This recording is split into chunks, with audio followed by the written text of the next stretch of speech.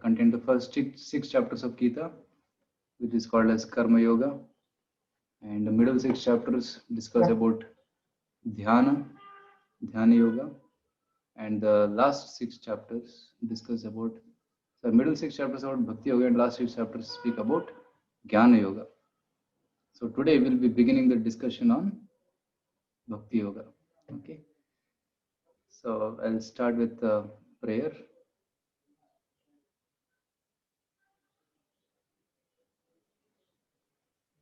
So just a minute. Is my audio and video clear?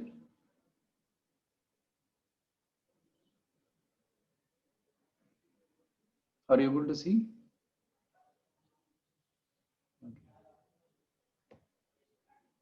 Okay, thank you.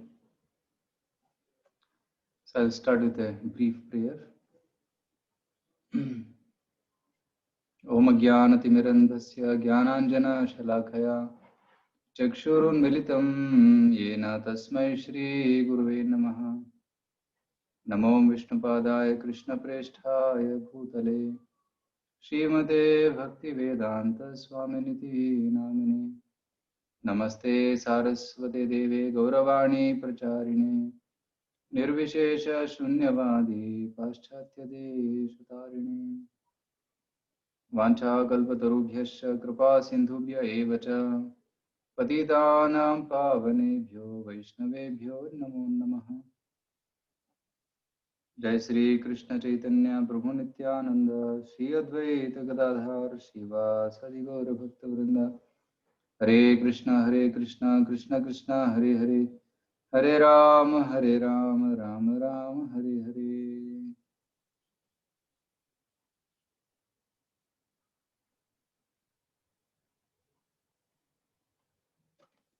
Hare Krishna.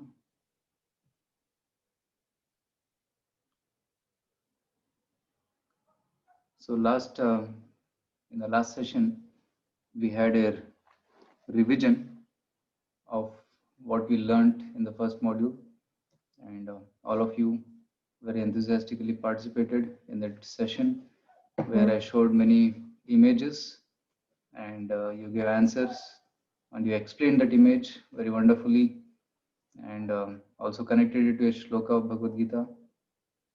And then I had the second round where I told a part of the shloka and then you completed the entire shloka and explained its meaning. So in this, it is a good revision of the first 6 chapters of Bhagavad Gita. Now today we'll begin the 7th chapter of Bhagavad Gita, which is called as Knowledge of the Absolute. So I hope you are able to see the screen here. So the highlights of this chapter is we will be discussing mainly the importance of the process of hearing about Krishna. How we should know about Krishna? By hearing about Krishna, we can know about Krishna. What is creation? And how is all creation resting on Krishna? That's the second topic. And who are the 4 Dushkritinas and 4 Sukritinas? Dushkritinas means impious people who don't come to God. And Sukritinas means pious people who approach God. So we'll discuss these 4 categories. And then last section is who are the Devatas and who worships them? And why do people worship them? If you understand that Krishna is supreme, then why do people still worship the Devatas? So these are the main questions which will be answered. And the breakdown of the chapter 7 is like this. Section 1, Krishna is telling to Arjuna, just hear. Knowing Krishna by hearing about him. So Krishna tells about the importance of hearing in the first 3 verses. Section 2 is knowing Krishna's material and spiritual energies. Krishna explains about this creation, what is the creation made up of, what are the elements of this creation, and what is beyond this creation, the spiritual world. What are the spiritual energies? That also Krishna explains. That is the second section. And here Krishna distinguishes the difference between matter and spirit. And he'll also explain how to see God everywhere in this section. How can we see Krishna everywhere? Section 3 is Krishna controls the modes. The modes of nature, Satuguna, Rajoguna, Tamoguna, are under Krishna's mode control. If we want to escape these modes, we have to surrender to Krishna. That's explained. And fourth section is impious people never surrender, and pious people surrender to Krishna. And section 5, surrender to demigods and impersonalism. Why do people go to demigods? And why some people consider Brahma Jyoti to be superior? Why they say that God has no form? That also Krishna speaks about here in verse 24-25. And the last section is bewilderment. What causes bewilderment or forgetfulness of God? And freedom from this forgetfulness by knowing about Krishna. So these are the main sections of this chapter. And acronym, if you want to remember in short, acronym is HEAD, H-E-A-D. Hearing, seeing Krishna everywhere, accept or reject. And those who approach Krishna, accept Krishna, and those who reject Krishna. Right? And then demigods. So these are the four acronyms, means the four-letter word HEAD, by which you can remember this chapter completely. So having just given an overview of this chapter, let's get into the details of this chapter. So before entering this chapter, let us go back to the sixth chapter of Gita and see what Krishna told at the end of the Gita, chapter 6, module 1, because that becomes the connection for 7th chapter. So here is a shloka 6.47. So Krishna is telling here, Yoginam api sarvesham madgate nantaratmana shraddhavan bhajate yomam same yukta tamo mataha. So Krishna is telling, among all the yogis, chapter 6 describes about yoga. There is Ashtanga yogi, there is Karma yogi, there is Nishkama Karma yogi. So, but who is topmost among all of them? Krishna is telling here, Madgatena Antaratmana, who is always thinking of Krishna in his heart. And Shraddhavan, who is who has great faith in Krishna. And Bhajate Yomam, one who worships Krishna. Sa Yukta Tamah, he is a topmost person. Me Mataha, that's my opinion, Krishna says.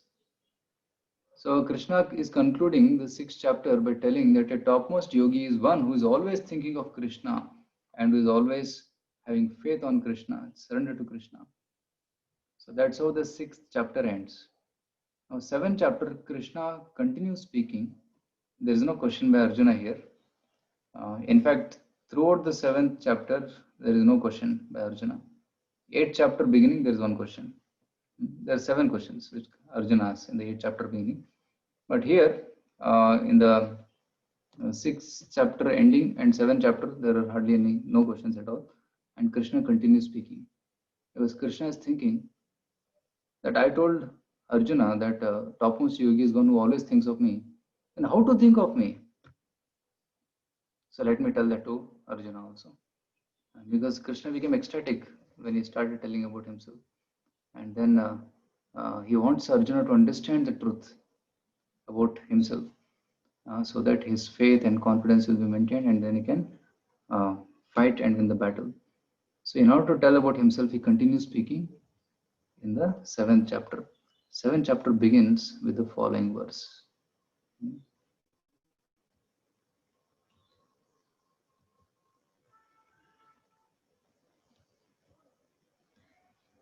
Yeah, here is a verse. So can somebody repeat behind me? Yes, Prabhuji. Shri Bhagavan Vacha Shri Bhagavan मय्यासक्तमनाः Partha Maya Saktamana Partha योगं युञ्जन्मदाश्रयः Yogam Yunjam Matashraya असंशयं समग्रं माम् Asamshayam Samagramam यथा ज्ञास्यसि तच्छृणु. Yatha Gnashasi Tachrunu. Please read the translation. Translation. The Supreme Personality of Godhead said, "Now hear, O son of Pratha, how by practicing yoga in full consciousness of me, with mind attached to me, you can know me in full, free from doubt." Yeah. So the process of hearing is glorified here in this shloka. Tat shrunum, just hear from me. So Krishna wants to teach here that the process of knowing about Krishna begins from hearing about Krishna. And the faith in Krishna develops by hearing about Krishna. And when we associate with people who have faith in Krishna, we get faith. And in that association, we should hear about Krishna with great faith. Then we develop that faith. Right? In the last shloka, he mentioned, Shraddhavan bhajate yomam. How one develops Shraddha? By knowing about Krishna. By hearing about Krishna, one develops Shraddha. So that's why Krishna is emphasizing this process of hearing. Tat shruno. And by hearing about this, what will happen? Samagram jnasasi. You will know everything about me. Samagram mam jnasasi. Everything will be known and nothing else remains to be known. Okay? And there will be no doubt. Some people have doubt whether Krishna is supreme. Right? Even in the Mahabharata, you will read that many people, they saw Krishna, but they could not understand Krishna. They thought Krishna is a maybe powerful prince, or Krishna has some mystic powers. Like that, some of them were thinking. But hardly few people understood that Krishna to be supreme, because they had some doubts. Those people who had doubts cannot develop faith. So Krishna wants to teach Arjuna that if you want to develop faith in me, hear about me, vanquish all the doubts. So in this chapter, Krishna is going to tell such important information which will develop faith in Krishna as a supreme personality. In the first 10 shlokas only, Krishna establishes how he is supreme to everything. And interestingly, Srila Prabhupada, when he was preaching in the West and all over the world, he gave many lectures, thousands of lectures he has spoken. But on this verse, 7.1, Srila Prabhupada has spoken about 29 lectures on this verse. This shows that how important this shloka is, that Prabhupada repeatedly spoke on this chapter, on this shloka at many places. So that's why hearing is very important. I'll read some section from the purport here.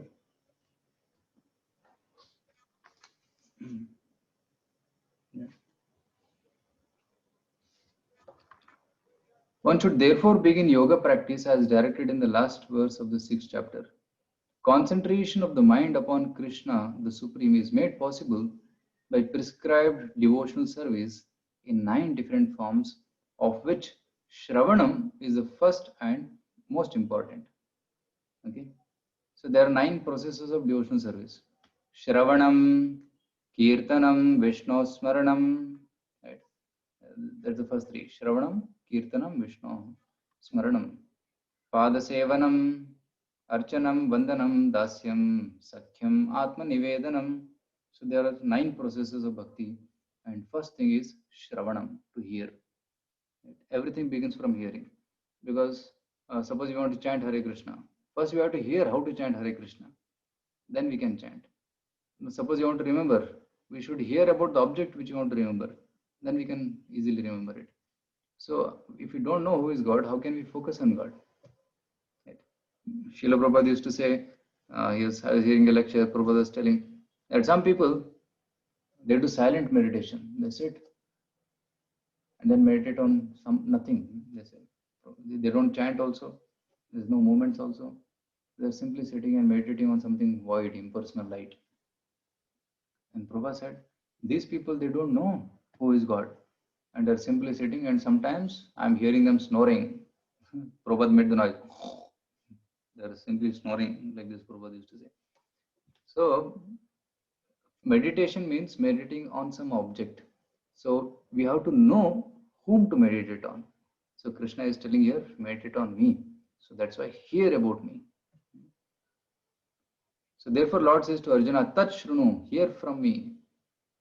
No one can be greater authority than Krishna, and therefore by hearing from him, one receives the greatest opportunity to become a perfectly Krishna conscious person. One has therefore to learn from Krishna or from a pure devotee of Krishna and not from a non-devotee, upstart, puffed up with academic education. So in Srimad Bhagavatam also this is said. See, this is a very beautiful sequence of shlokas from Srimad Bhagavatam, Canto 1, Chapter 2, shloka number 17 onwards, where it is said, first thing is Shrinvadam Sukata Krishna. When you hear about Krishna, what happens? Hridyantasto hi abhadrani vidunoti. All the dirty things in the heart are cleansed. Just like when the cloth becomes dirty, you put surf and clean. Similarly, the heart becomes cleaned when you hear about Krishna.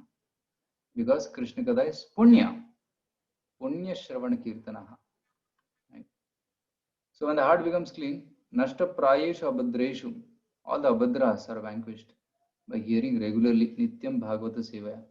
So Krishna is telling in Bhagavatam, it is told Nityam Bhagavata Sevaya. Every day one should hear about Krishna. Means what? Every day we should chant Hare Krishna. We should read Bhagavad Gita or Srimad Bhagavatam. That's what Nityam Bhagavata Sevaya. Bhagavati Uttama Shloki Bhaktir Bhavati Naishtiki. Then one comes to the stage of Nishtha, means steadiness in Bhakti. Initially one is unsteady. No? Sometimes some people are there who chant a certain number of rounds, and next day they will reduce it. Next again they will increase it, again reduce it, and reduce it. So like this, they are very unsteady. The graph of spirituality goes like this and like this, like sinusoidal. But steadiness means every day he will chant. No, there is no day he will miss. And he is worshipping every day Krishna. He is reading Gita. So that's called steadiness. That's Naishtiki.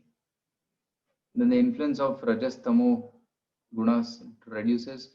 Kama, Lobha in the heart will vanish. And Cheta, the heart, becomes situated in Sattuguna. Sthitam Sattve Prasidati.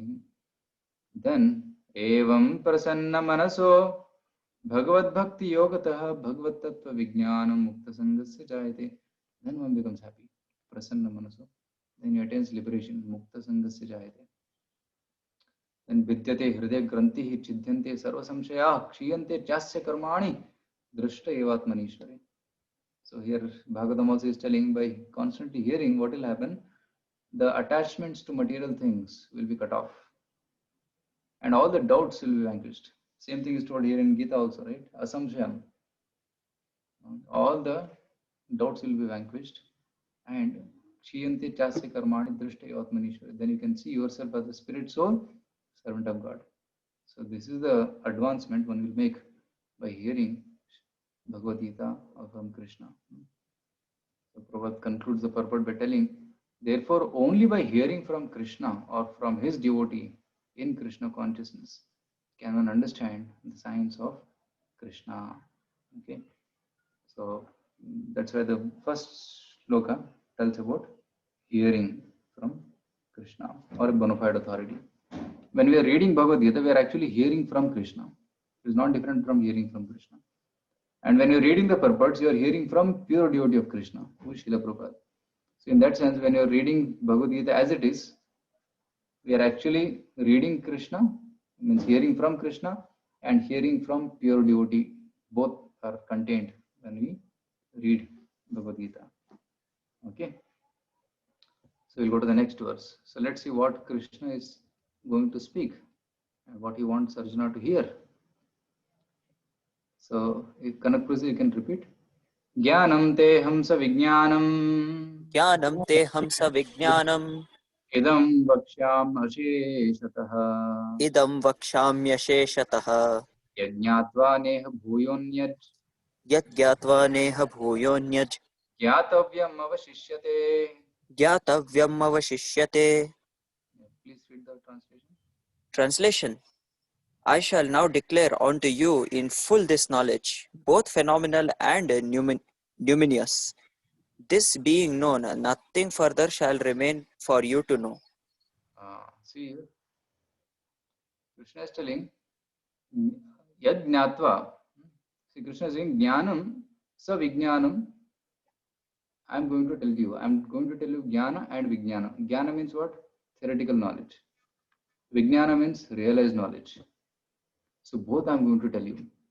Theoretical as well as realized.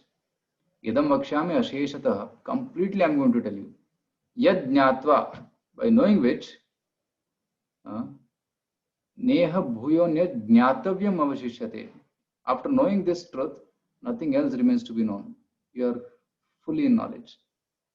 That's what Krishna is telling. But if you see, if you contrast this with other religious books like Bible, in Bible, when Jesus Christ is preaching, at that time, Jesus told his followers that I have many more to say, much more to say. But right now I cannot tell you because you are not at that level. Any knowledge, when it is spoken according to the time, place, people. According to the level of the audience. Like even if the teacher is a PhD holder, but if he is supposed to teach to a 5th standard child, he will teach only basics. Addition, subtraction, multiplication, division, that only he will teach. He will not teach him integration, triple integration, differentiation, calculus, he will not teach. Because the child cannot understand. Similarly, even if the spiritual teacher is very highly advanced, he will not reveal the truths to an unqualified person. He will see the level of the audience and accordingly reveal the truth to that audience. So Jesus Christ here is telling that I have many things to say, but right now I will not tell you because you are not qualified. Because the initial audience of Jesus Christ was the fishermen. His audience was the fishermen. So basically, he told them 10 commandments.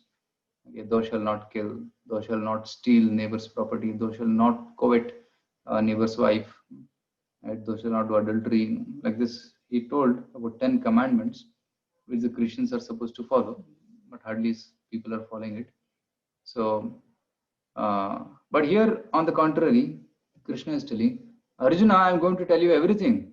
And after knowing this, nothing else will remain to be known. So that's why Bhagavad Gita is considered to be the topmost of all the scriptures, because everything is included in this.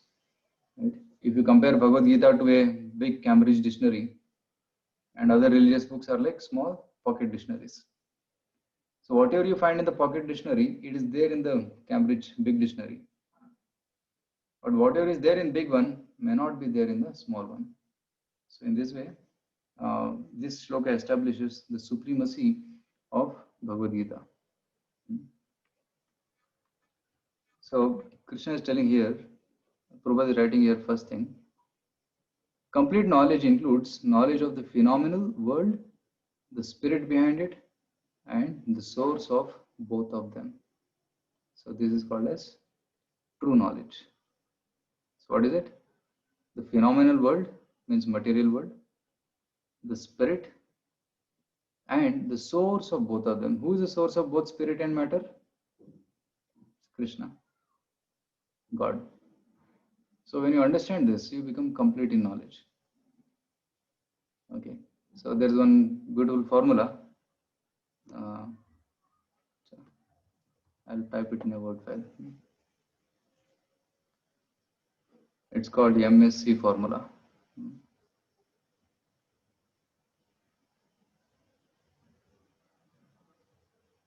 So yeah, I'm sharing the screen here. Yeah, MSC.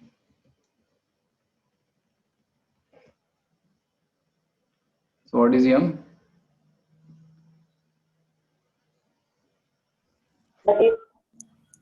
Yeah.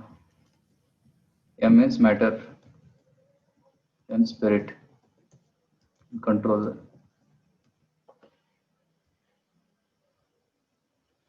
So this is called MSC formula. Matter, spirit, and controller of both. So then you become a master of science. MSc means master of science. What is science? Complete science of the creation. So when you are studying academics in your college or school, generally we study matter, only this portion, isn't it? And spirit, nobody talks about spirit in the schools and colleges, so this is not taught, and neither this is taught. The knowledge about God, these three things are not taught. Only what is taught is the knowledge of spirit is taught. So our knowledge is hardly 1/3. We are studying only 1/3 of the creation, not the complete knowledge of the creation. Okay. So, but when you attend these classes, what is happening? You have studied matter in the schools and colleges, that too imperfect, and there's not complete knowledge of matter. But in Bhagavad Gita, when you come and read, you will find knowledge of matter, spirit, and controller of both. All three things. Like if you remember second chapter, Krishna spoke a lot about spirit. Right? So that's spirit. And in this chapter, as well as in the 13th, 14th, 15th chapters of Bhagavad Gita, Krishna speaks a lot about material world and this matter. What is matter? So in these chapters, he speaks about matter. Second chapter, he spoke about spirit, and about himself, he's speaking in this chapter. Chapter 7, chapter 8, chapter 10, chapter 11, he's telling about himself actually. So that's why this chapter is entitled Knowledge of the Absolute. So you have to become real master of science. So I was telling the first line of the purport. So let's go to the next verse. So this is also a very important verse. Manushyanam sahasreshu Manushyanam sahasreshu kaschid yatati siddhaye kaschid yatati siddhaye yatatam api siddhanam yatatam api siddhanam kaschin mam vetti tatvatah. kaschin mam veti tatvatah.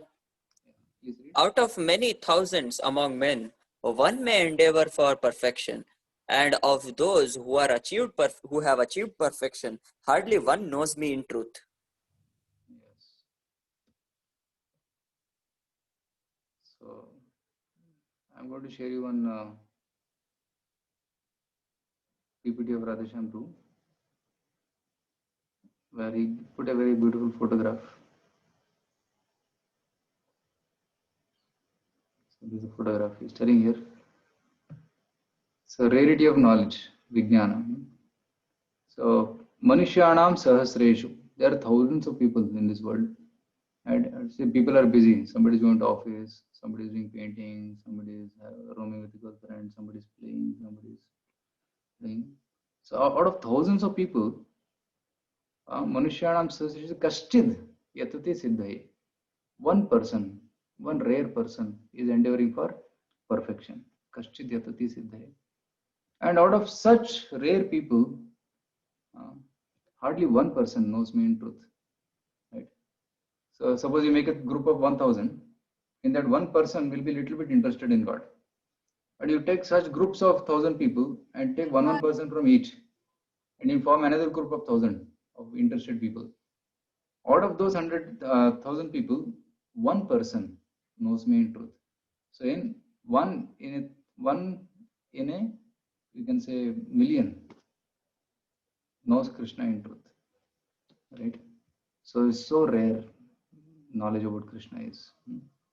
So that's why the devotees of Krishna are very, very rare.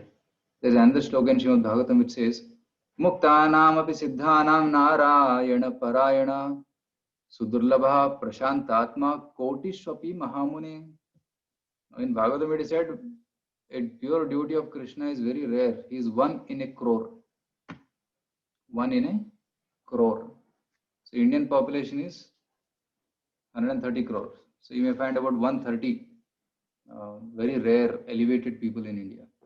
So it is so rare. Population of the world is about 700 crore, isn't it? So you may find about 700 exceptionally spiritually advanced people in this world. So that's what it means. So very, very rare it is to meet an advanced devotee. So whenever we get a chance to meet such advanced devotee, we should go and hear from him, listen to him. Right? One should not take it very cheaply. So that's what Krishna is telling here. One in many thousands of people. It's very interesting thing Prabhupada writes here. So this proves that the path of bhakti is not so easy.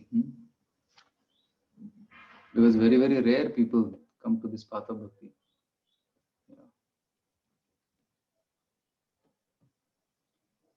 So Krishna is the supreme personality of Godhead, the cause of all causes, the primary Lord Govinda, Ishvara Parama Krishna Satchidananda Vigraha, Anadir Adir Govinda Sarvakarana Karanam.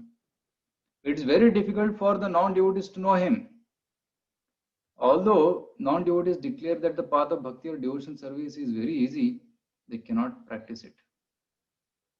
Right? Some people say bhakti is so easy. बस फूल चढ़ाना भगवान को, अगरबत्ती घुमाना. This is bhakti, right? It's so easy. We'll follow complicated path. We'll stand upside down. We'll do all these gymnastic exercises, and we'll do pranayam. We'll do hard, intense tapasya. Then we'll attain God. Some people say that bhakti is very cheap and very for sentimental people. So let's follow this tough path. That's what some people say. But Prabhupada is countering that argument here. If the path of bhakti is so easy, as the non-devotee class of men proclaim, then why do they take up the difficult path? And if bhakti is so easy, then generally people look for easy path, right? But here, why are people not coming to the bhakti path? And why are they going and doing some gymnastics and such hard tapasya? Actually, the path of bhakti is not easy. The so-called path of bhakti practiced by unauthorized persons without knowledge of bhakti may be easy. But when it is practiced factually, according to the rules and regulations, the speculative scholars and philosophers fall away from the path. Right? The so-called bhakti practiced by some people, that may appear to be simple, but actually, bhakti involves putting one's heart into all the activities, which is difficult. One has to give up one's ahankara, one has to give up one's ego and surrender to the Supreme Lord, accept a spiritual master, right? And try to live a simple life and offer one's heart to Krishna, which is very difficult. So that's why so-called bhakti may be easy, but real bhakti is not so easy. It is simple. Bhakti path is very simple. Like you take mala and you chant Hare Krishna on the mala, and you sit and read Bhagavad Gita. You sit and hear, but not many people can do this. It is simple, but not easy. Why is it simple? Because you have to do simple things, sitting and chanting. Why is it not easy? Because to do it repeatedly, every day, for a long period of time, that is not easy, isn't it? To chant somebody's names for a long period of time, that is not easy. It is simple, but it is not so easy because our ego will not allow. So in that sense, so bhakti is not so easy. So-called bhakti may be easy. So that's what Prabhupada writes here. So to understand Vijnana, so one more thing I will share here. So Krishna says about Jnana and Vijnana in verse number 2. So Baldev Vidyabhushan Prabhu, he says, he's one of the acharyas. He was in the 17th century. So he says, Jnana means knowledge of greatness of Krishna, and Vijnana means knowledge of sweetness of Krishna. Like you will see in the left side photograph, Krishna expanding himself into Karanadaksha Vishnu. And Karanadaksha Vishnu is creating all the universes. So that's greatness. He's just, universes are coming from his holes of the skin. Millions and millions and millions of them. That is Krishna's greatness. And Krishna's sweetness is, see here, he is carrying the chappals of Nanda Maharaj and appearing like a small tiny baby, as if he is fully dependent on Nanda and Yashoda. So many people may understand the greatness of the Lord, but they cannot understand the sweetness of the Lord. In fact, people misunderstand the sweetness of the Lord. Right? In fact, they say, hey, why did Krishna steal the butter from the gopis' homes? Right? Why is he dancing with the gopis?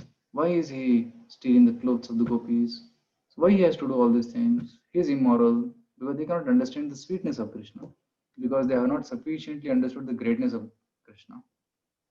So in this chapter, greatness of the Lord will be described. In this chapter and the next chapter, 7th and 8th. And in 9th chapter and 10th and 11th, you will know the sweetness of Krishna. Because 9th chapter is called as most confidential knowledge. There we learn about sweetness of Krishna, more sweet aspects of bhakti, and Krishna's love for his devotee is explained in 9th chapter. Okay, so let's go ahead. So the first section was hearing, so H is over. Let's go to E, everywhere. How to see Krishna everywhere. So let's recite the verse, 4th verse. Bhumirapo nalo vayu kham mano buddhirev cha ahankara iti yamme binna prakriti rashtadha. Kanapur can read? Earth, water, fire, air, ether, mind, intelligence, and false ego. Altogether, these 8 constitute my separated material energies. So Krishna's separated energies are these 8. Ashtadha. So what are the 8? Panchamahabhutam, earth, water, fire, air and ether. 5 great elements in this world. Because everything you see is made of these 5. That's called Panchamahabhuta, it is called. And then subtle elements, mind, intelligence and false ego. So these 8 constitute the entire creation. Everything is there in these 8 elements. In fact, if you expand these 8 elements, they multiply into 24. At one of the sessions I was explaining about 24 elements. So they are coming from here. So how to expand into 24? Like earth, water, air, fire, ether. They are the elements, but they have corresponding sense objects. Like Shabda, Sparsha, Rasa, Rupa, Gandha. Like earth has got fragrance. Water has got taste. Fire has got a form. And air has got the feeling of touch, sparsha. And ether, sound, you can hear it.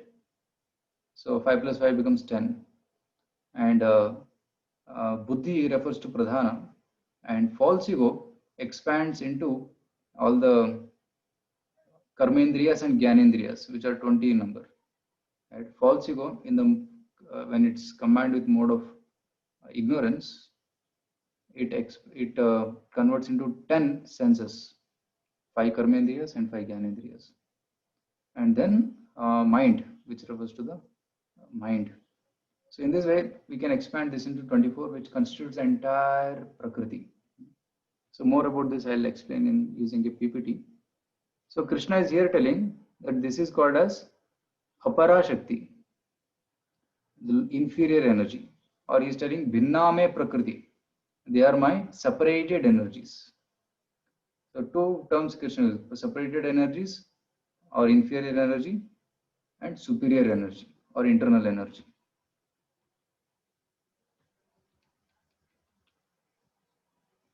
So see here, the 5th verse he tells about superior energy. 4th verse he told about inferior energy. Here is telling superior energy. Apareyam mitostanyam prakritim vidhi me param jiva bhutam mahabaho yayedam dharyate jagat. Yeah, please read. Besides these, O mighty armed Arjuna, there is another superior energy of mine, which comprises the living entities who are exploiting the resources of this material world, material inferior nature. Yeah. Right. So using this photograph. So these are all superior energies, para prakriti. Right. So all the jivas. In the previous shloka, matter was mentioned. Now here all the jivas are mentioned for superior energy.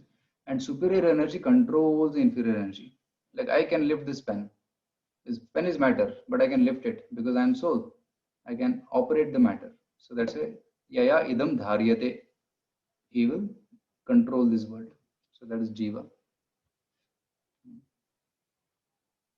So here it is explained. So earth, water, air, fire, ether. So mind, intelligence, and ego. So the 8 elements.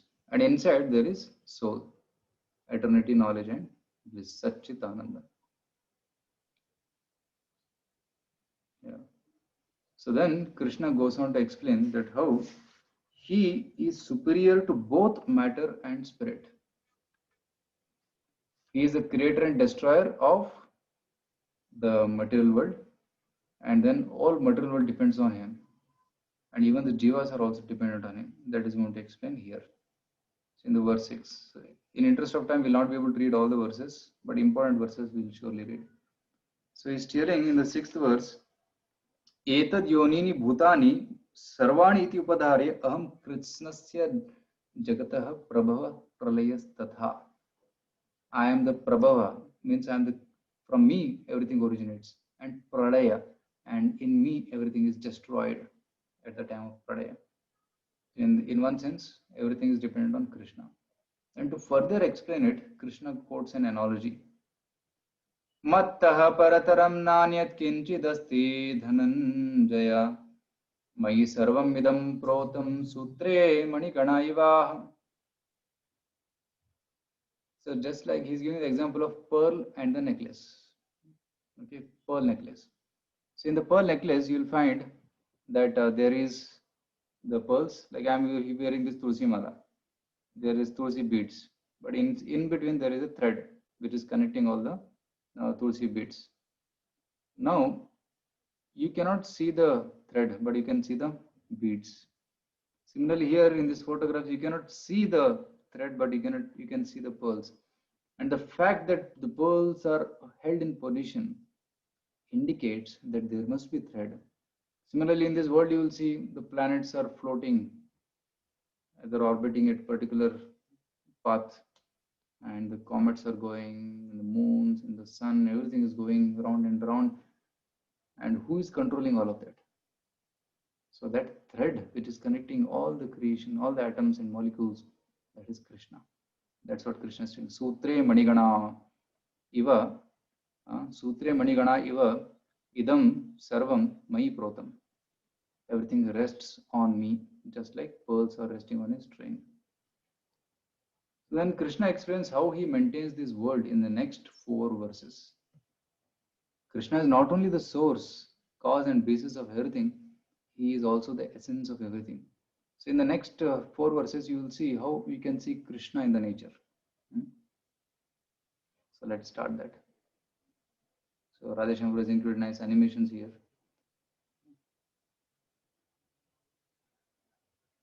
Okay. So little bit of creation we'll explain now, how the creation happened from 3rd canto. Right. So there is Sarga and Visarga. Sarga means primary creation and Visarga means secondary creation by Brahma. So that which is created by Mahavishnu in the beginning, that's called as Sarga. Sarga means that which is created by Mahavishnu in the beginning, that's called as Sarga. So Krishna is telling here in 10.8, Aham sarvasya prabhu matta sarvam pravartate. Everything comes from me and rests on me. So in that sense, Mahavishnu becomes the primary creator, Sarga. So from Mahavishnu, all the universes are coming, which are floating in the Karana ocean. So each universe is like a bubble, and in each bubble, again Garbhodaksha Vishnu enters. Okay. So when Lord Mahavishnu, he wants to create, he glances at Prakriti and then he starts rolling it into action. So that glance is called as Shambhu. Okay. So here you will see Durga Devi is standing in front of Vishnu, and Lord Vishnu is glancing with his eyes, and that glance is Shambhu or Shiva. And Shiva and Durga, they become the parents of the people in this material world.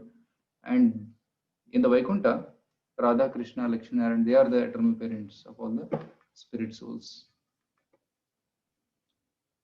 Yeah.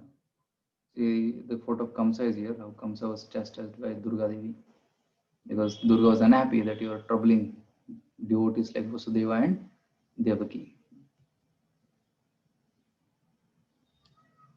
So all the Brahmandas are clustered together, but they are not separated. So when Lord glances, then that sets into motion, and all the universes are taking shape. So that taking shape is called as Mahatattva. The unmanifested state is called Pradhana, manifested state is called as Mahatattva. Yeah, it's very technical. Yeah, I was wanting to explain this one. See how the 24 elements are created. So first Mahavishnu creates material nature called Pradhana, and Pradhana transforms into Mahatattva by the glance of the Lord.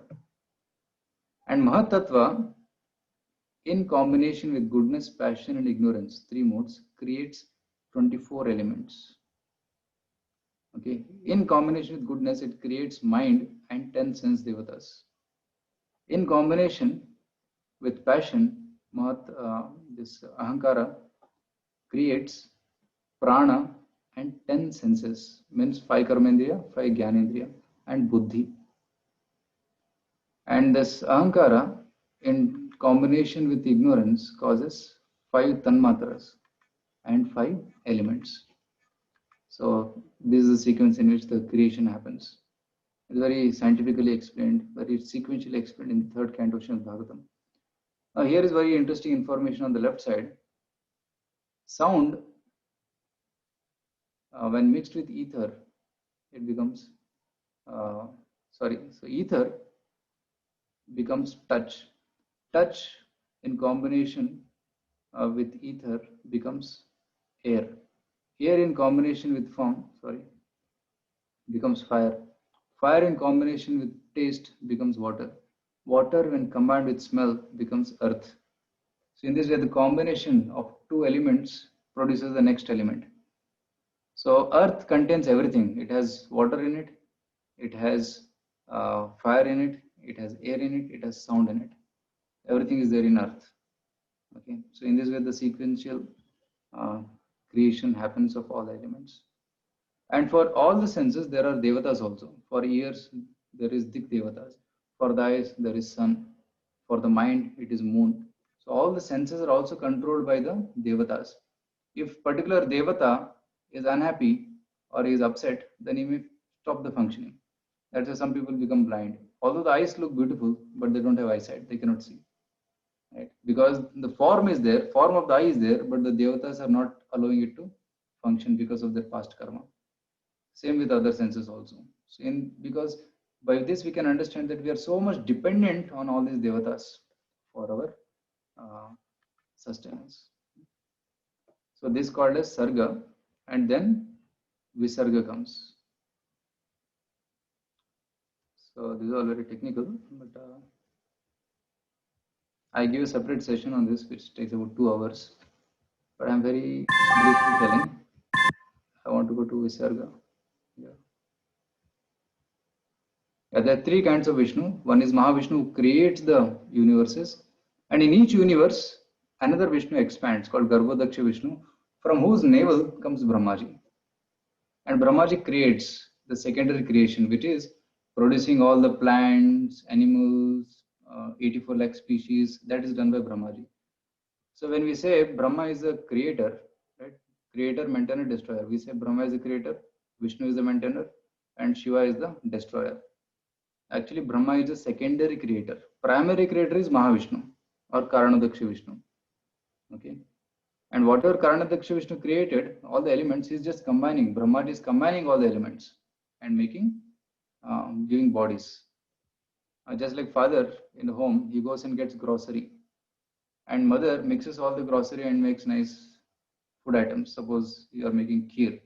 Father brings rice, milk, sweet, sugar, and dry fruits. And what mother does? First she boils the milk, puts rice, and when rice is boiled, then she puts sugar and then put ghee and some dry fruits, isn't it? Roasted dry fruits. And then it becomes nice sweet. So father is like primary creator, Sarga, and mother is like secondary creator who mixes all the things. So Brahma is a secondary creator, not primary creator. And the maintainer is Kshirodaksha Vishnu, the third Vishnu. Okay, so Brahma, Vishnu, and Shiva. So Brahma is secondary creator. Vishnu mentioned there is Kshirodaksha Vishnu, and Shiva is the destroyer. So that you have to understand. So each universe, Garbhodaksha Vishnu enters and creates Brahma. So in each universe there is Brahma. So there are many Brahmas. In each universe there is one Brahma and one Shiva also.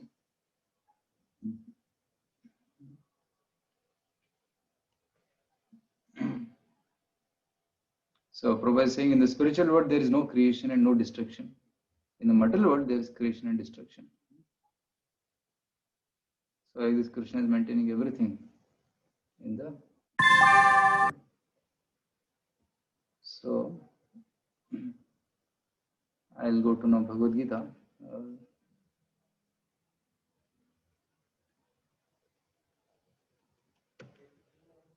Okay. So we are discussing about how to see Krishna in the nature. So here it starts from here. So Krishna in the next 4 verses is telling about how to see Krishna in nature, beginning with taste. He's telling the taste of water is me. I am the taste of water. 7.8 Rasoham Apsu Kaunteya. Then he's telling I am the heat and light in fire. And I am the effulgence of the sun and the moon and the heat in the fire also.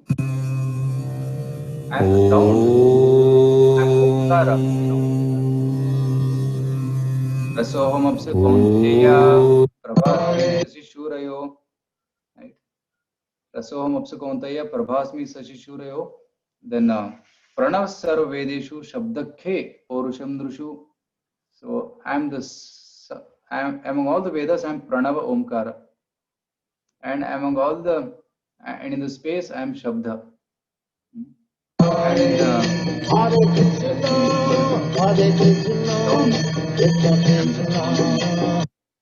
and the Paurusham Drushuk, strength of the strong. How people get the strength? Krishna said it's because of me that people are getting strength. So you see, this person is so powerful that he is doing such exercise. So that strength comes from Krishna. Punyagandha Prithivyam cha, I am the smell of earth.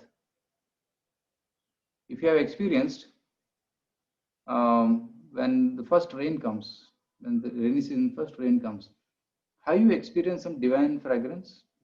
How many have experienced? Okay, excellent. Some divine fragrance comes from the earth. Of course, in city you may not be able to feel that much, but in villages where soil is exposed and rain touches the earth, then some divine fragrance comes. So that fragrance is Krishna, because earth elements contains smell. Then he says, Tejas chasmi vibhavaso. I am the light and heat in fire. Jivanam sarvam. I am the life.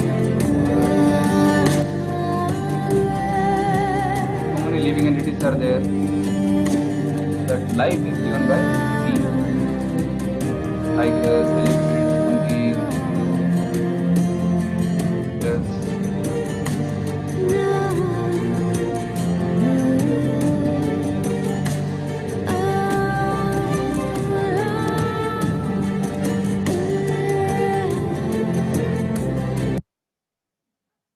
Jivanam sarvabhuteshu. Tapaschasmi tapasvishu. Some people do tapasya. That tapa in their tapasvis is me. Because I inspire them to do tapasya. Right? Then it says, Bijam mam sarvabhutanam vidhi partha sanatana. See, there are so many species are there. One species transforms into another species. You know, the soul transfers from one body to another body. So that the life, the bija, the DNA is given by me. Krishna says. Buddhir buddhimatam asmi. I am the intelligence of the intelligent. Like the scientists discover new inventions. So who is inspiring them? It's Krishna. Tejas tejasinamaham. Right? I am the power. Teja also means power or influence of the influential people is me. Balam balam tam chaham kama raga viurjitam. Saintly kings use their strength only to protect weak, not to show personal aggression. So that's called as Kama Raga Vivarjitam. You see the king here on the left side is strong, but he is using it for welfare of the people. But on the right side, that person is selfish, is controlling the world. So the strength which is devoid of passion and attachment, that is me. Dharmo viruddha aviruddha bhuteshu kamosmi. Bharatarshava, hey Arjuna, that sex life which is not against the religious scriptures, that is me. When sex life to produce a child, that is bona fide. But that which is for entertainment, that is not allowed, that is sinful, Krishna says. So, and he says that Echaiva satvika bhava rajasas tamasaschaye matta eveti tan vidhi natu aham teshu te mayi. So he's telling that whatever best things you will find in this world, either in Satoguna, Rajoguna, or Tamoguna, that is me. Okay, everything is coming from me. But I am not attached to them. I am not dependent on them, Krishna says. I am totally independent of them. Krishna is beyond them. So Krishna is not in need of them. He creates all these things just for souls who have forgotten Krishna and want to enjoy separately from Krishna. Okay. So after knowing all this knowledge about Krishna, then one should surrender to Krishna. Krishna will now explain the importance of taking his shelter along with those who do and who do not seek his shelter. So Krishna will now explain accept and reject, verse number 13 to 19.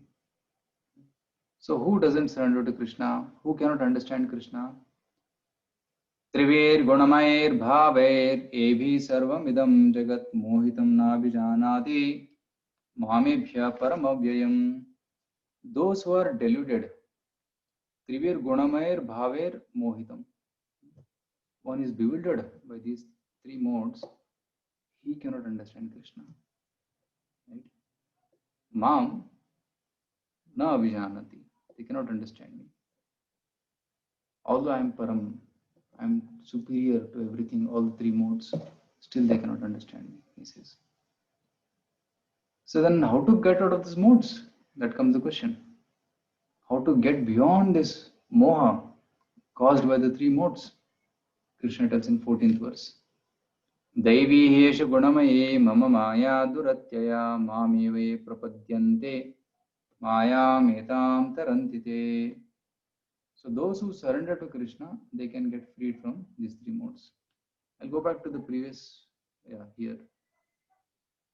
Here you will see these three modes, Sattva-guna, which is yellow color, Rajoguna, red color, and Tamoguna is purple color. So this Sattva, Rajatama, they are binding the people. You will see there are some threads connected to their hands, and they're making the people dance like puppets. Right? What is this dance compared to? Like helplessly, people act in certain ways, although they don't want to, but still they are helplessly. Some people become angry, some people become agitated, some people become they're short-tempered. Why they are getting this nature? Because of association of the modes of material nature, Sattva, Rajatama, and it is very difficult. Like for example, if your hands are tied up with ropes, not in the front but behind, and your legs are also tied up, can you free yourself? If your hands and legs are tied up tightly from behind, can you free yourself on your own? How many of you think it's possible? Okay, everybody's telling no. Correct. That's right. We cannot free ourselves when we are bound. And what is the solution? We have to take help of somebody who is unbound, who is free. You have to call for somebody who can remove the knots and release me. Then I can become free. So Krishna is free from the combination of these three modes, from the influence of these three modes.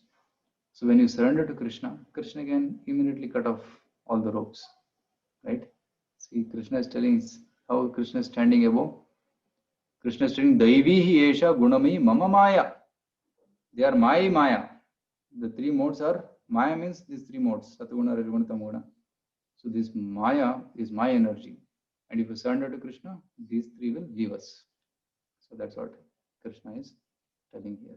I remember one story which I heard from Sachindan Maharaj, where he says that once a person, means he was going to throw newspaper. He was, when he was a child, he was selling newspapers.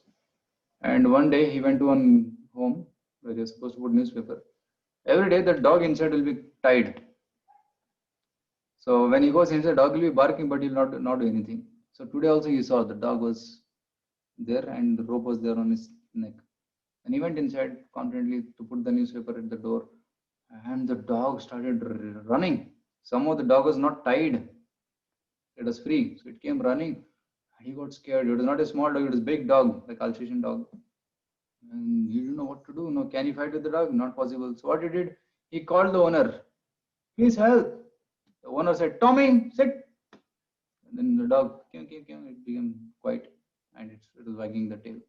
And it didn't do anything to the this Prabhuji. So, what do you understand from this?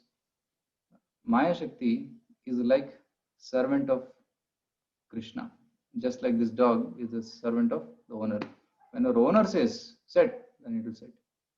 Similarly, Maya is harassing us with the three modes, but if we surrender to Krishna, Krishna will say stop. Then immediately the influence of the modes is gone. So that is the solution. Okay. So that's what Krishna is telling in the verse number 14. So let's go to verse number 15 and 16. Here Krishna mentions four kinds of people who do not come to him, and four kinds of people who come to him. Namam dushkritino modha prapadyante naradhama maya paharta jnana asuram bhavamashrita. So the first category is Muda.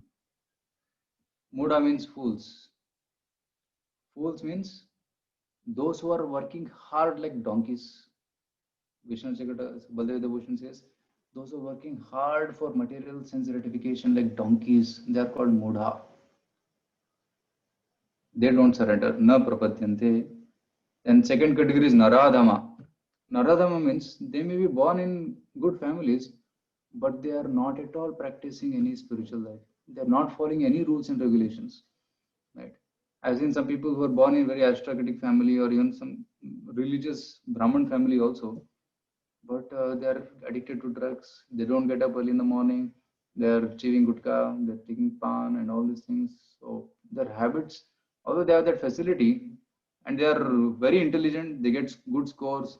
Some of them are 9 pointers in the college, but their character is not good. They're not religious. They are called as Naradhama. And Maya Aparta Jnana. So Maya Aparta Jnana means these people are intelligent people like scholars, writers, poets, scientists. They are very intelligent, but they use their intelligence uh, for making better sense gratification. So they are called as Maya Aparta Jnana. And they said God does not exist. Everything is happening by chance. Man came from monkeys. So such kind of philosophies they bring. So they are called as Maya Aparta. Their intelligence has been kidnapped by Maya. Asuram Bhavam Ashrita, the fourth category, are Asuric. Asuric means grossly atheistic. And those who say, one thing is grossly atheistic, and second thing is those who say God is formless. So they are also in this category of Dushkrutina. They don't come to Krishna. But there are other four categories who come to Krishna. Chaturvida bhajante mam jana sukritino arjuna artho jignasur artharti jnani cha bharatarshava. The four categories who come to Krishna are, first category is artho. Artho means distressed. बहुत problem है जीवन में. They come, right? Like these people.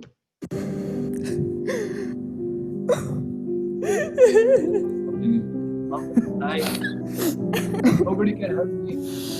I'm so distressed. When they will go to God. Our second category is paisa chahiye. I want money. I want to become happy. So they also come to Krishna. Need wealth. Right? So for example, the category of Artha, who is the example here? Gajendra. Gajendra was distressed because his leg was caught by a crocodile and he was helpless. He tried to fight, but he could not.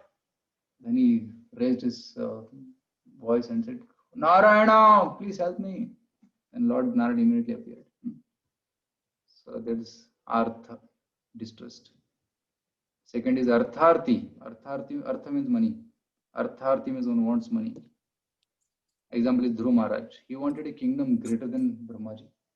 That was his desire. He wanted to become the richest person of the universe.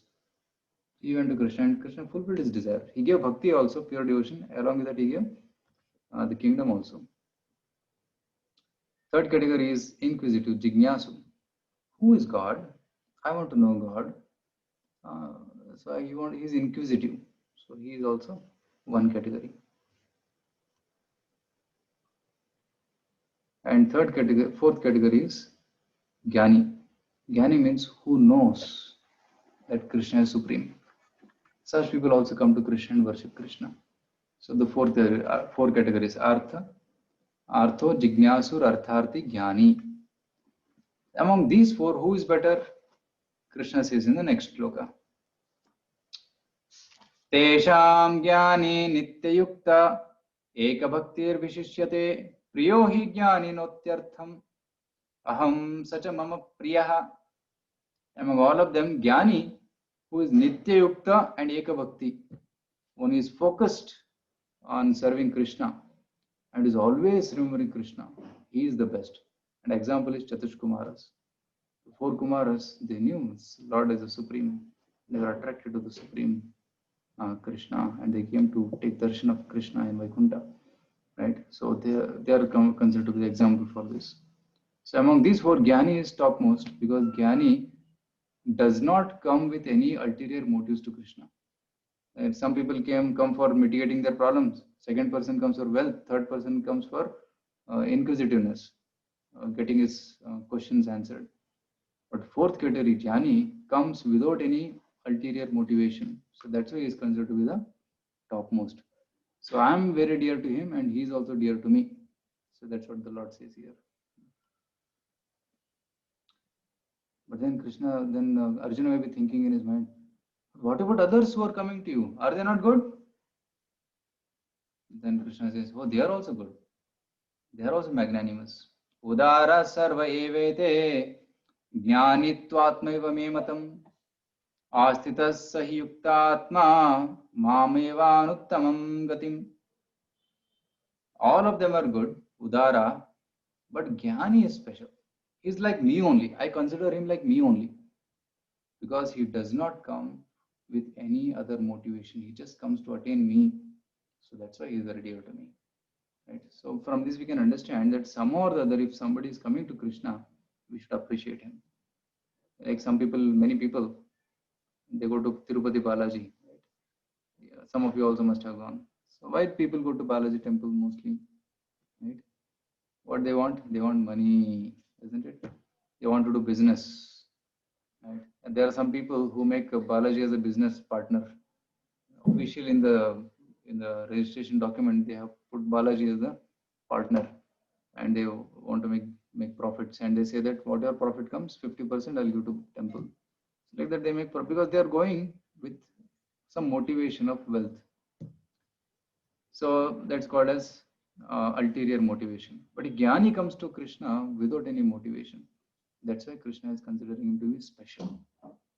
Eka Bhaktir Vishishyate is very special.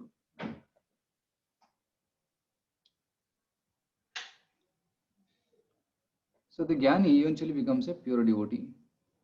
Bahunam Janmanam Ante Jnanavan Mam Prapadyate Vasudeva Sarvamiti Samahatma Sudurlabha. Right? After taking birth many times, many births, one surrenders to me. Such a person is very rare, he says. Right? Like in this photo, you'll see one is born, he is studying and he dies. Then he's born again, then he comes and then he attends classes, then he dies. Again he's born, again he studies, again he dies, and finally he comes to Krishna. But not just one lifetime job. It may take many lifetimes of repeated birth and death and birth and death and birth and death. So after many lifetimes, one can know Krishna as everything. Vasudeva. Vasudeva, another meaning, Sanskrit meaning is one who is present everywhere. Sarvatra Vasati. One is situated everywhere.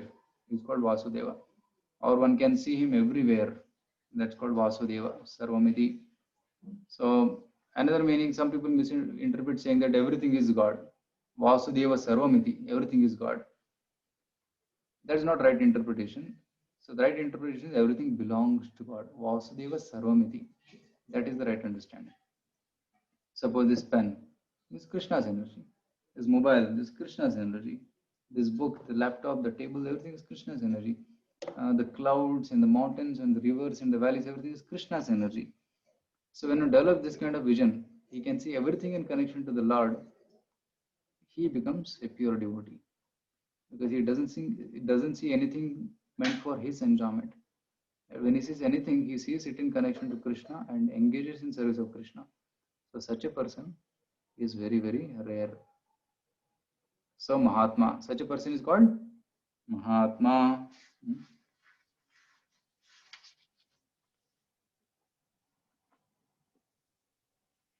So Prabhupada writes something interesting in his purport. Just open that. 7.19.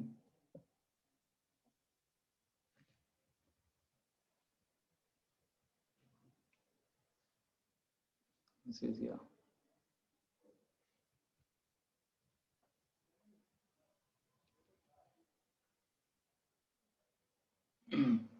In the beginning of spiritual realization, while one is trying to give up one's attachment to materialism, there is some leaning towards impersonalism. Okay. So he wants to give up materialism, but he may think God is impersonal light. But when he is further advanced, he can understand that there are activities in the spiritual life and that these activities are constitute devotional service. Then after deeply studying and hearing, you understand, hey, there is no highest thing is not impersonal light. There is variety in spiritual world. I can serve Krishna in the spiritual world. So then he starts performing devotional service like chanting. Realizing this, he becomes attached to Supreme Lord and surrenders to him. Okay. So he surrenders to the Lord. Such a person becomes Mahatma. So Mahatma Sudurlabha.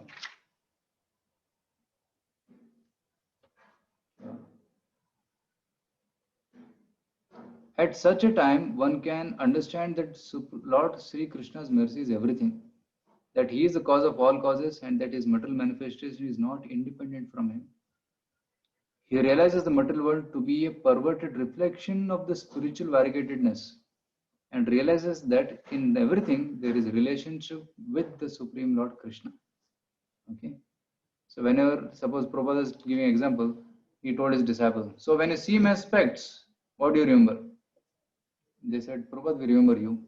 When you see my chappals, what do you remember? We remember you. Similarly, when you see anything in this world, you should remember Krishna, because everything belongs to Krishna. So that's called Vasudeva Sarvamiti.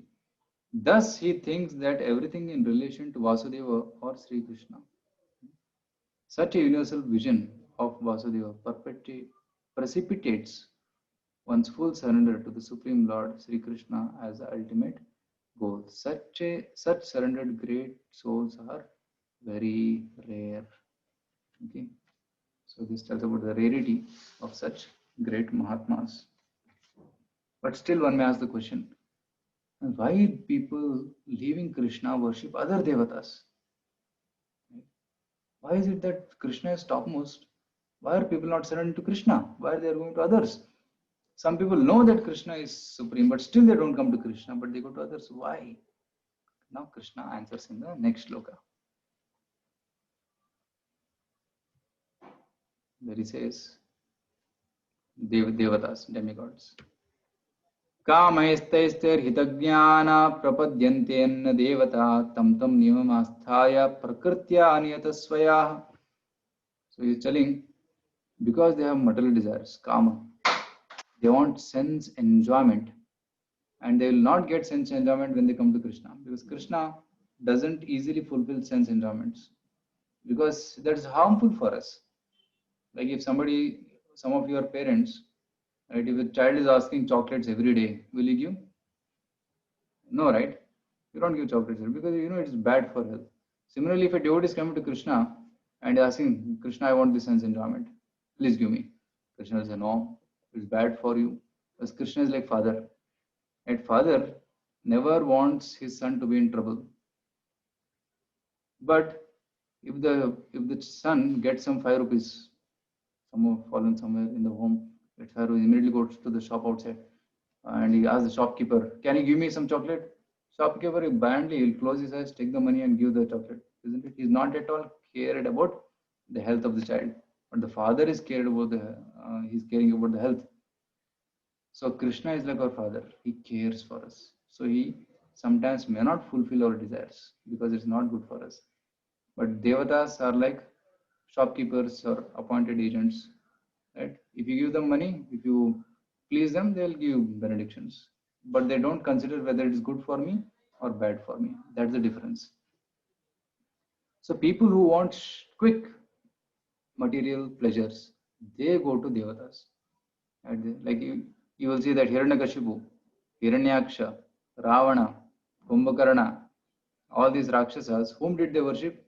Did they come to Vishnu? They knew that Vishnu is powerful, but still they didn't come to Vishnu. They went to Brahma. Why? Because they knew Vishnu will not give us, Brahma will give us. That's why they went to Brahma. And you will see Vrakasura and many others, they went to Shiva for worshipping. Shiva is called Ashutosh. Very quickly he will give whatever you ask for. Right? And some people go to Ganesh for getting Vidya or Vigni Vinashan to get the obstacles removed. And they go to Saraswati for Vidya. So in this way, people go to different devatas for specific purpose. Right? Somebody wants a good husband, they'll go and worship Shiva. And if somebody wants a good wife, they worship Durga. So in this way, to satisfy desires, they go to particular demigods who are expert in that field. They don't come to Krishna because of quick results which they want. But then one may say, Krishna, why does Krishna allow them to put faith in these demigods? Because he says, okay, Krishna says that actually these devatas are my body parts. Right? So different devatas are like my energies and they are compared to my body parts. Like Indra is like the hand of the Lord. So in that way, different parts of the body are compared to different devatas. So if they are worshipping part of my body, then they're indirectly worshipping me only. So I allow that. But they are not highest because they don't know that this hand is connected to the body. They just know this hand and they're worshipping the hand. So that's why they are alpamedasaha. They are less intelligent. Instead of worshipping the hand, they should worship the person. So that's why Krishna says them as alpamedasaha. He says in the next verse actually. Yeah, antavantu phalam tesham tadbhavati alpamedasam. That's given below here. Alpamedasam is less intelligent. So Krishna allows it, understanding that the devatas are my body parts, but such people are alpamedasa. But those who understand that devatas are my body parts and they worship me, they are intelligent. Okay. And what are the benedictions? What is the quality of the benedictions of the devatas? Antavantu phalam. The benedictions given by devatas are temporary, but the benedictions which I give, they are eternal. That's why Devan Deva Yajo. By Deva Yajo, Devan Yanti. By worshipping the devatas with Deva Yajna, they go to Devaloka. But those who worship me, they come to me. Mad Bhakta Yanti Mamapi. So, but my world is eternal. This Devata's world is temporary. Because even from Brahma Loka up to Patala Loka, everything is destroyed at the time of Pradaya. So nobody can stay here permanently. But those who come to my Vaikuntha Loka, they can stay permanently. Right? So that's the explanation which Krishna gives here. So intelligent person, instead of going to Devatas and worshipping them as supreme, he will worship Krishna. And he will give respects to the Devatas as the body parts of Krishna. Just like when a government representative comes to your home, you respect him as if government has come. Isn't it? You respect him in his connection to the government or the PM. Right? But you don't give unnecessary more respect than what is required. Like if you start calling constable as a PM, it's embarrassing, isn't it? Similarly, if somebody says, Ganesha, you are supreme, you are the creator of the whole universe. Ganesha will say, I am not, Baba. Why are you calling like that to me? Right? And somebody will say, they worship Hanuman like supreme. Hanuman says, I am Ram Dut. I am servant of Ram. Why are you calling me Ram? Calling me as God? So we should understand the difference between the devatas and their position in relation to Krishna. Then that is proper worship. Okay. And there is another category who think that Krishna's form is material. They are called as Abuddhaya. See, those who worship devatas, they are called as Alpa Buddhaya, Alpa Medasaha. But those who think that Krishna's body is material, they are called as Abuddhaya, no intelligent, unintelligent. But these people think that God is impersonal, and when impersonal takes a material form and comes as Krishna or Rama or Narasimha. So these are all material forms, but they're manifesting from the impersonal. The Supreme is impersonal, formless, and the form comes uh, in the form of different avatars of the Lord. They are called as Abuddhaya, Krishna says. So because that is not true. The truth is the impersonal light comes from Krishna. The bodily effulgence of Krishna is Brahma Jyoti. That is true. The reverse is not true. Avyaktam Vyaktimapannam Manyante Mam Abuddhaya. Param Bhavam Ajanatu. They don't know that I am supreme. And I am Avyayam, eternal. Anuttamam. Nobody is equal to me. I am the topmost. So these things they don't understand. So then if Krishna has eternal form, qualities and pastimes, then why do we not see these things at all times? And why can't the impersonalists who are detached from matter and are therefore also called transcendental see Krishna? Why people cannot see Krishna if Krishna is eternal and he is the topmost and his pastimes are wonderful?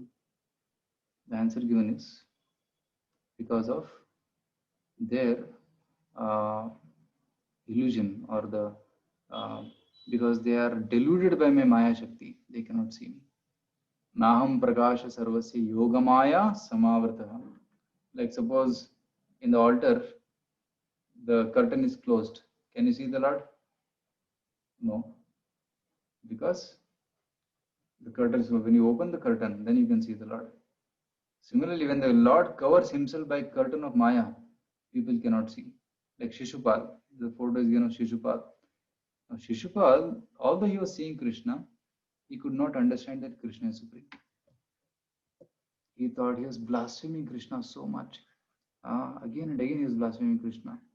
And when Krishna saw that Shishupal has blasphemed 100 times, then he immediately cut off his head. Even Jarasandha could not see Krishna as supreme.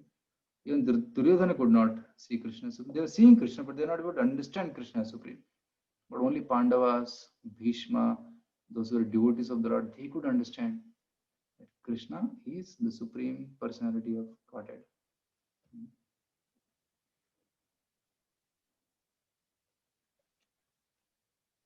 Then the question may come up.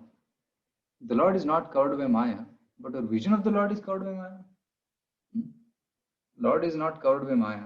Like sun is not, a cloud in the sky cannot cover the sun. It can cover our vision of the sun. Because sun is so big. How can 1 kilometer wide cloud cover the sun? Not possible. But it can cover our vision of the sun. For example, just like this, like the screen is bigger than this, right? But when I put this in front of my eyes, it can cover the whole screen, isn't it? Similarly, Maya cannot cover Krishna, but it can cover my vision of Krishna. The Lord's knowledge is never covered. He knows the past, present, and future of everything. So Krishna is going to tell in the next 2 verses that how jivas are covered by Maya, but I am not covered, by telling that Vedaham samatitaitani vartamanani charjuna bhavishyani cha bhutani mam tu vedana kashana. Krishna says, I know the past, I know the present, and I know the future also. I know everything. I am not covered by Maya. But then why no one knows Krishna? Because people envy they have Ichcha and Dvesha. Dvesha means envy. And because of this Dvesha, they forget Krishna. And when they forget Krishna, they develop all anarthas like lust, anger, greed. And they get into moha, dvandva moha in Bharata. And because of that, they take birth in this material world. When a person wants to compete with Krishna or wants to become Krishna and becomes envious of Krishna, and Krishna says, hey, this is not good. You cannot compete with me. If somebody says, I'll compete with Prime Minister Modi, it's not possible. He is very great. We are very tiny. It's not possible. Right? So similarly, when a person develops envious attitude towards the Lord, the Lord says, hey, it's not possible.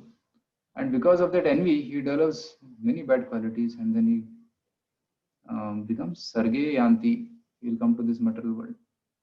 Right? So some people ask this question, why the Jiva came from spiritual world to material world? The answer is this shloka, envy. Because of envy, he gets covered by Maya, Mahamaya Shakti. And then he comes to this material world taking different forms. Right? But then, by purification, when we purify our heart of the dvesha, lust, anger, and greed, then we can again understand Krishna. We have to end our sinful life, antagatam papam, by doing punya karmanam, by associating with devotees. Punya karmana means by associating with devotees and doing service to the devotees. By doing punya karmanam, one can become dvandva moha nirmukta, bhajante mam dhadavrataha. So you can worship me with full determination once your heart is purified. See, those who are having pure heart, it's very easy to practice bhakti. But those who are having huge baggage of sinful activities, it's very difficult for them. They have to get purified by serving. And by serving the great souls in the temple or anywhere, one can serve the great souls and then become purified. Then he can become steady. That's what Lord says here. So this ends the discussion of the 7th chapter, and Krishna mentions 2 more verses, 29th verse and 30th verse, which become the connection for the next chapter. I'll just mention them here. He says that some people, they come to me with the desire to liberate themselves from birth and death. Jara marana mokshaya. Mama ashritya, they take shelter of me and they want to give up birth and death. Te Brahma vidu. Te Brahma tad vidu kritsam adhyatmam karma chakilam. They are to be considered like me only. Te Brahma, they are supreme Atman. And they are understood to know all the spiritual activities. Akhilam adhyatmam karma viduhu. They know all the spiritual activities. That's what Krishna just mentions here. He doesn't explain it. So it becomes a seed for the next chapter. Then he also says that a person in such consciousness, he knows that I am Adibhuta, I am Adidaiva, I am Adhiyajna. He knows that. And even at the time of death, he will remember me. Okay? Are in full consciousness of me and can understand me even at the time of death, Prayana Kale. So these 2 shlokas become the seed for the next chapter, where Arjuna begins with a question, where he asks about 7 questions which are here. All these points which are mentioned here, same verse, same words. Arjuna again asks in the beginning of 8th chapter. And in the 8th chapter, we learn about how to attain the Supreme. Okay, in this chapter, Krishna told about knowledge of the Absolute, knowledge of the Supreme. The next chapter is how to attain the Supreme, how to die, what happens after death, and when depending on the time a person dies, where he goes, Uttarayana, Dakshinayana, day, night, so all that things Krishna mentions in the 8th chapter of Bhagavad Gita, which is very important for us. And Krishna gives a clue of how to attain him by doing certain things at the time of death, which we'll discuss in the next weekend, next Sunday. Okay, so thus ends the 7th chapter of Bhagavad Gita, attaining the knowledge of the Absolute. So here is a summary. hearing about Krishna and seeing Krishna everywhere, and 4 people who come to Krishna and 4 people who do not come to Krishna, and who are devatas and who worship the devatas. So these are all explained in today's session. So next session we will discuss about how to attain the Supreme. Okay. So thank you very much for your patient hearing today. So if anybody has any questions, you can ask now. Yeah, the floor is open. You can please present your questions. Any questions anybody has? Before we start the questions, I wanted to have a poll. I just wanted to know how many rounds all of you are chanting. I'm launching the poll here. Your chanting was a very important aspect of our sessions. So how many rounds you are chanting daily? So please vote here. So there are 4 categories: 1 to 4 rounds, 4 to 8 rounds, 8 to 12 rounds, 12 to 16 rounds. Okay, of 15 of you voted. I'm just waiting for everybody else to also to vote.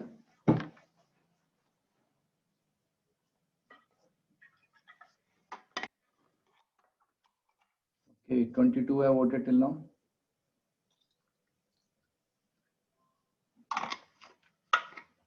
25,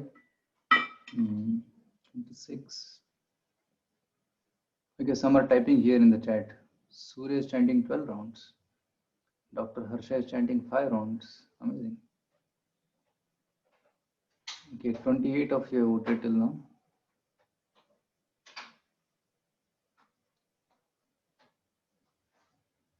Okay, if anybody has not voted, kindly click. I'm ending the poll. Okay, 29. Okay, so I'll end the poll here. I'll show the results now.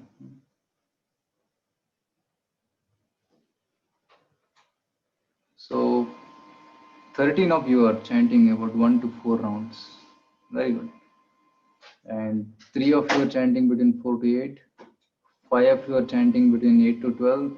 And 8 of you chanting between 12 to 16. Well, wonderful. Thank you very much.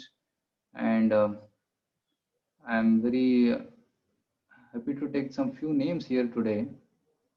Yeah, we had made one sheet of tracking chanting. So Avanish Kumar Mishra, Akansha Sharma, and Sneha Yel. They have been regularly filling this sheet every day without fail. They are filling this sheet. I'm very thankful to them for constantly reporting this chanting in this Excel sheet. And I also got to see the results of your exams. And I'm very thankful to Apurva, Deepali, Dheeraj Kumar, Girish Balu, and Mohit, Nidik, Rudraswamy, Niharika, Bhaskar, Omkar Harkare, Pratik, Rishi, Satyaranjan, Shobita, Shriya, Sneha, Subhashini, Surya Ganju, and Vaishali Mataji. They have attempted 5 or 6 test papers, and the results are there in the Excel sheet here with me. And others like Akansha Sharma, Anuradha, Dr. Harsha, Srinag Tejaswini, Indriyani, Kirti, Krutika, Omkar, Veena. They have attempted 3 to 4 papers. So I'm just taking names of those who attended more than 4, 5, 6, 3 to 4, 3 to 6 papers. I'm very thankful to them also, and I request everybody to finish this module, and the scores will be updated in the sheet, which you can have a look. Everybody can have a look at everybody's scores that will be put up in the Telegram. And scores are not important. What we are testing is whether you have read the purports of Gita. Right? If you have read the purports, you can easily answer. So main purpose of this test is you get to revise. Akansha Sharma, you attend all the tests? Yeah, okay.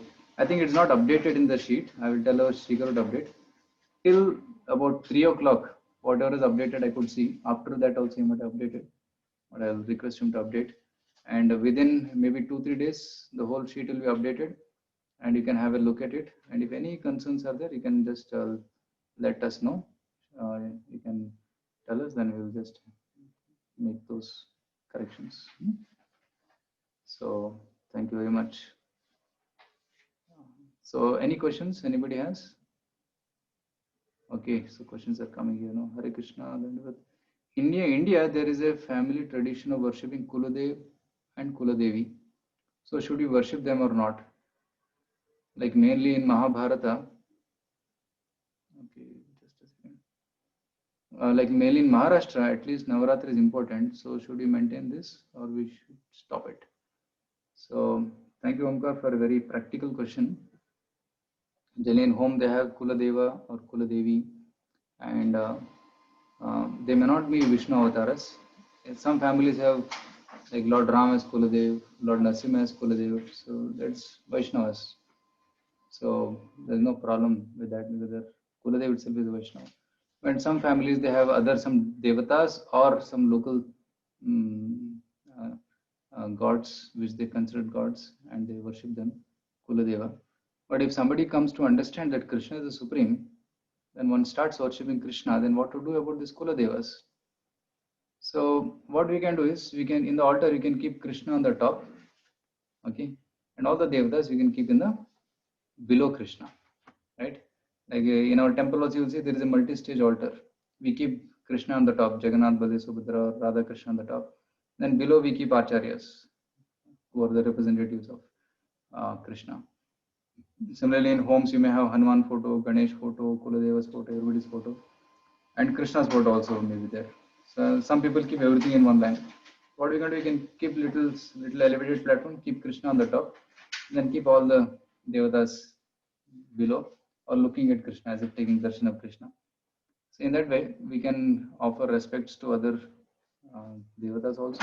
At the same time, we are considering or accepting Krishna as the supreme also. So in that way, we can do. Right? Of course, we should never be offensive to any devatas because they are also doing their duties on behalf of Krishna. Right? So we should not be offensive, but we should be respectful. But one should also know what is their position with respect to Krishna. Okay, so Omkar is again asking one question. Omkar, okay, Omkar Harake, this is previous question as Omkar Tupe. And previous question also there is an additional question. What Navaratri? So some people are do Navaratri, especially Maharashtra, Bengal also they do Navaratri. So we should understand that Durga Devi is the energy of Krishna. Srishte sthiti pradaya sadhana shakti reka chayeva yasya bhuvanani bhivarti Durga. Ichhanurupamapi yasya cha cheshtate sa govindamadi purusham tamaham bhajami. So Durga Devi is like Chaya of Krishna. Chaya means shadow. Like here, the light is there in front, then shadow comes behind. So whatever the hand does, immediately the shadow also executes, isn't it? So hand moves like this, shadow moves like this. Hand moves like this, shadow moves like this. So that's natural. Similarly, whatever Krishna desires, shadow immediately executes. So Durga Devi is like that. So we should understand that Durga Devi is servant of Krishna, and in that way we can offer respects and we can participate in that festival which may be happening in your home. But one should also understand that she is a servant of Krishna and one should worship Krishna as the supreme, not Durga as the supreme. So Omkar is asking, if you are doing chanting, doing small services to the Lord, because of job, study, we still have so many desires, commitment towards family. But if we think that after settling in life, we will get initiated and do bhakti, so after that also we have to take another birth to go back to Godhead? Yeah. So yeah, very good. Another practical question. We have so many things to do. Job is there, taking care of parents is there, and my own material desires are there, and along with that, bhakti is also there. So, so let me finish all my commitments now, and then I'll take it seriously. I'll get initiated, diksha, take diksha from bona fide guru in ISKCON, and then I'll become serious and committed. So one may think like this, but will that time come? When will that time come?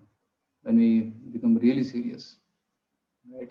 Because there is no end to these material responsibilities.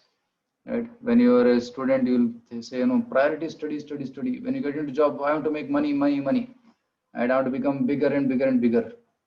And after that, he gets married and, oh, my children, children, children. And then I have worked so hard, let me enjoy now.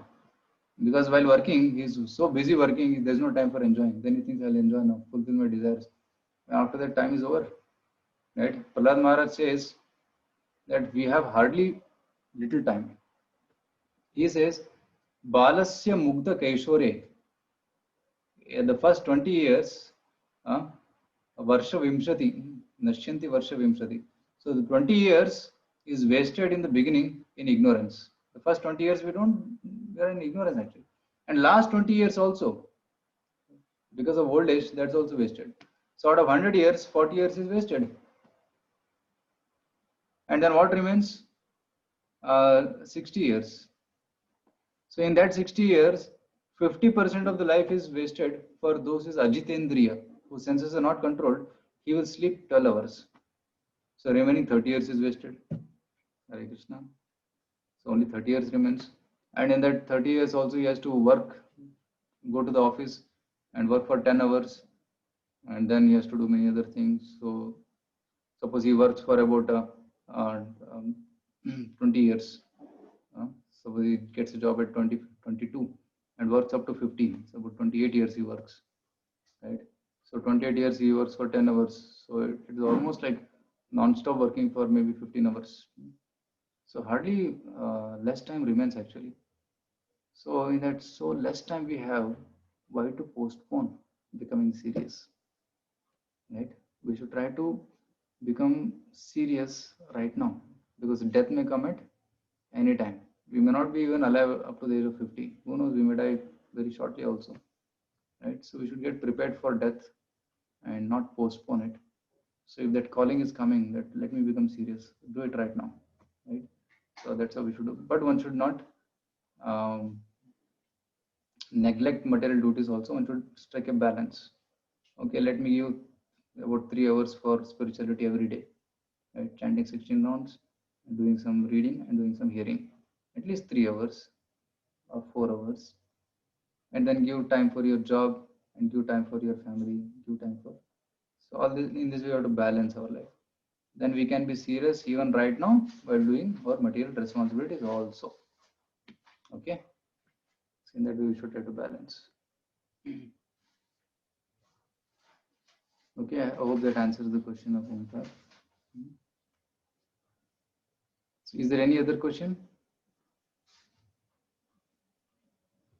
So please tell which are the steps for practicing bhakti like Shravana Kirtana. Sneha is asking. Yes, I'll share a screen here and I'll be sharing over.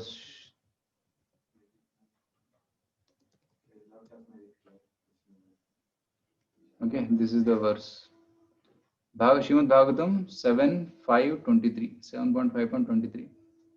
So these are the stages. Shravanam, Kirtanam, Vishnu, Smaranam. So first is Shravanam, second is Kirtanam.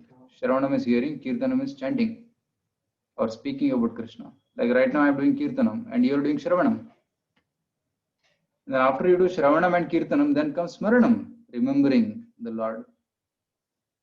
So after Smaranam, you start serving the Lord, Pada Sevanam. Okay, with the fourth one.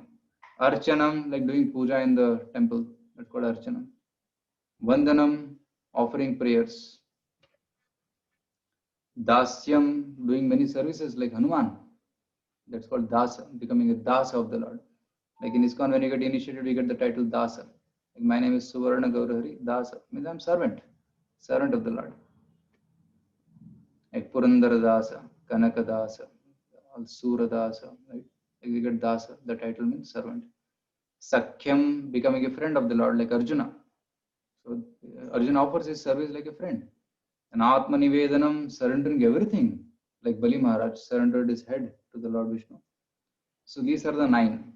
So Shravanam, Kirtanam, Smaranam, Padasevanam, Archanam, Vandanam, Dasyam, Sakhyam, Atmanivedanam. These 9 are the steps. So these 9 things should be offered to Vishnu. Iti Pumsarpita Vishnu Bhaktischennava kriyeta bhagavati adhyat tanmanye adhitamuttamam. So Prahlad is telling to Hiranyakashipu that these are the 9 things which we should do. And Hiranyakashipu becomes angry and he wants to punish Prahlad Maharaj. Okay. I hope that answers the question. So Surya saying, Prabhu, I am shifting in the association of devotees soon. I need your tips to stay firmly determined on the path, even if there is some difficulty or inconvenience. Okay. So your shifting to association means what, Surya? Are you going to stay near some temple or?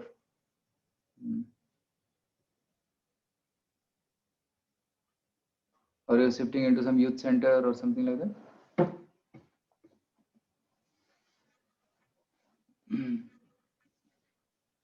So, okay, you're going to stay with your devotees in which center, which city it is?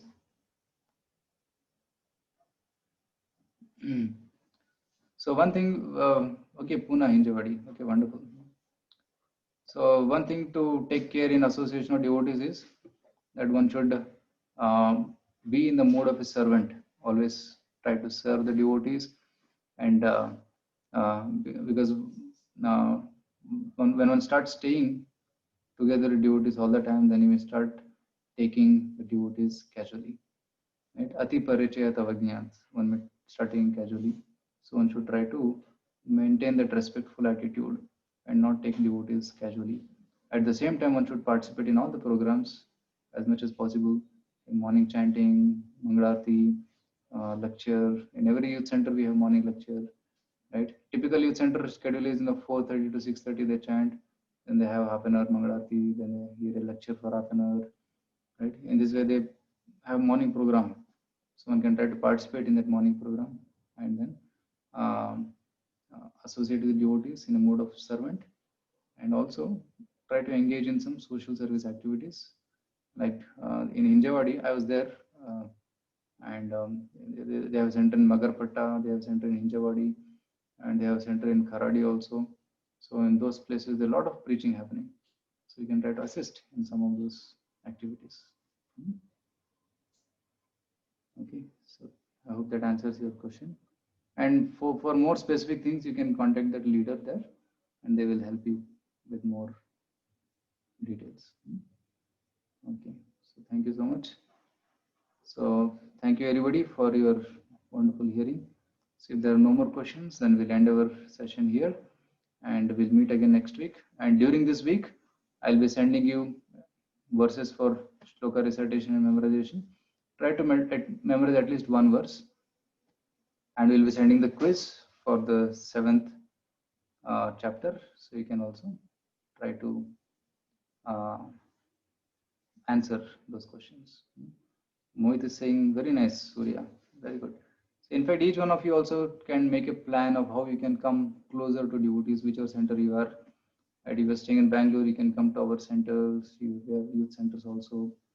You'll get association. And if you need some help, then I have contacts in many places in Hyderabad, Pune, Bombay, in Chennai, any place you want, we can help you. So we can help you with the contacts and you can take advantage of that. Okay, you can contact me or on email or on Telegram. I'll help you. Okay, or you can contact your mentors also. They're also having contacts. If they're not able to help, then I can help you. Okay. Hare Krishna. Thank you very much. We'll end here. Srila Prabhupada ki jai. Hare Krishna, Prabhuji. Hare Krishna. Yeah, Hare Krishna. Thank you. So we'll end here and then we'll meet next week.